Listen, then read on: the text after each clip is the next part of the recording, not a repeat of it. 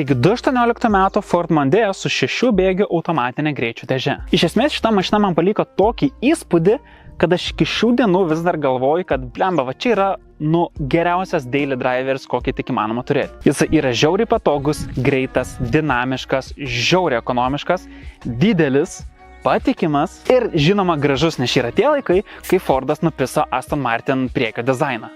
Uoga. Ir taigi po šio Fordo įsėdus į Lexusą, mane nustebino tai, kad Lexusas žymiai švelniau gazuojasi. Fordas, jeigu numini gazą kokių 40%, jis numeta bėgį žemyn ir tada lekia, nesijungia turbiną ir tam, kad tiesiog pagauti tą greitį. Tas aišku labai gerai, jeigu gyveni Vilniuje ir nusplauni mašinos kūlį ir tada reikia įlysti labai greitą gatvę, kur visi važiuoja 100.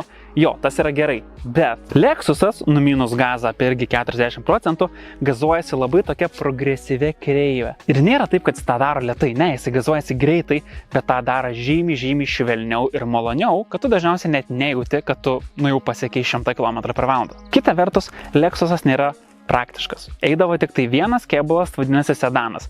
Ir kai dar yra dujų įranga, pusę bagažinės užima balionas. Todėl realiai, jeigu tu nori kažką daugiau vežtis, šitą mašiną jau labai smarkiai nusileidžia Fordui.